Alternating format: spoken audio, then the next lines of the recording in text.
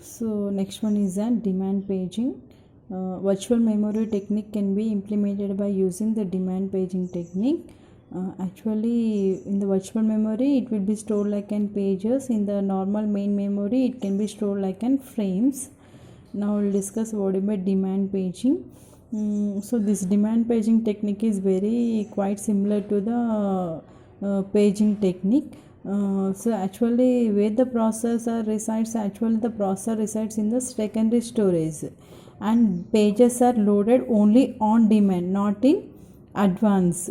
So the process of loading pages into main memory on demand is called demand paging. Means CPU will demands for the pages. So actually where these pages are stored in the main memory. So this process of loading this particular secondary storage into main memory, we are calling it as an demand paging. So now you'll see here.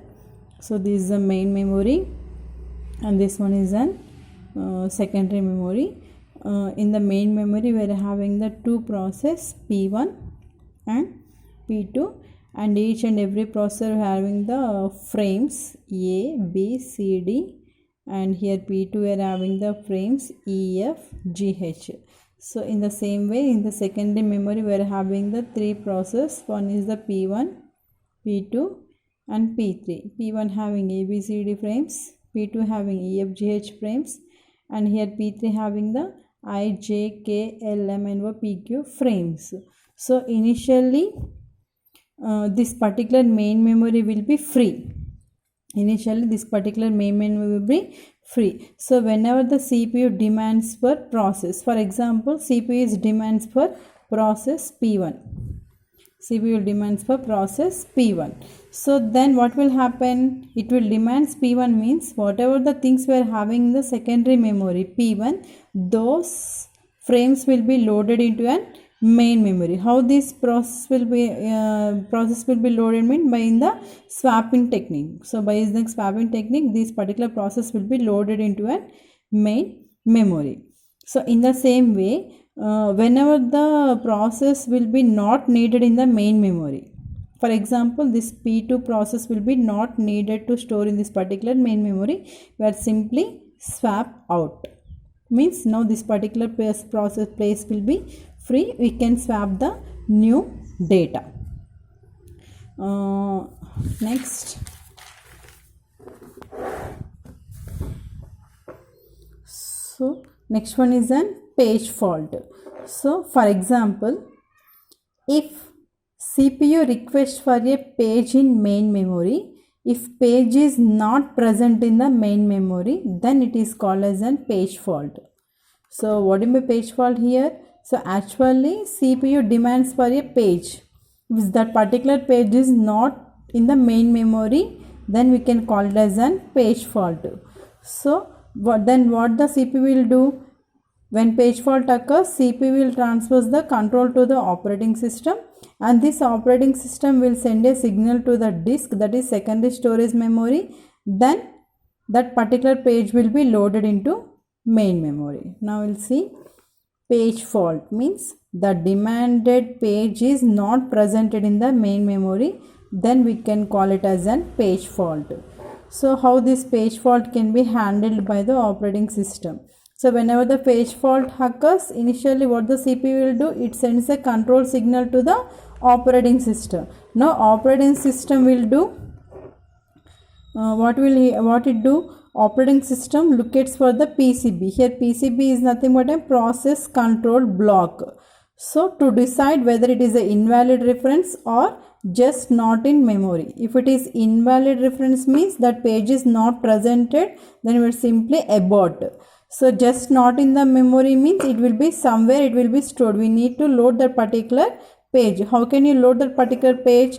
Gets the empty frame from the secondary memory, and next swap that page into the frame via disk operation. In the next step we have to reset the page table to indicate page. Now in the memory we need to set validation bit is equal to V.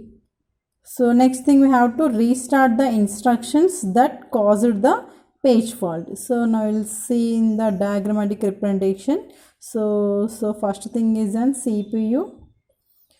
It will send a reference to the page table, and this particular page table will be sent to the operating system. If it is invalid reference, we simply abort the process.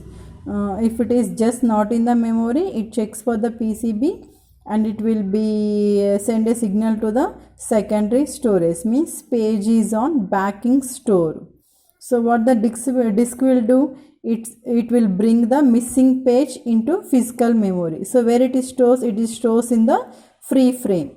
This free frame will do the reset the page table by a new frame. Now we will restart the instruction. Now the page is stored in the page table. So this is what happening in the between operating system. So next one is what happens if there is no free frames. So while bringing missing page into physical memory, we are having the free frame. In this particular free frame, we are storing that particular missing page. If free frame is not there, what we have to do? We have to do two things. First one is a page replacement, and second, same page may be brought into memory for several times. So in the page replacement, we are finding some page in memory but not really in use. We are finding some page into memory but not really in use. We need to swap it out. Second case is same page may be brought into memory for several times.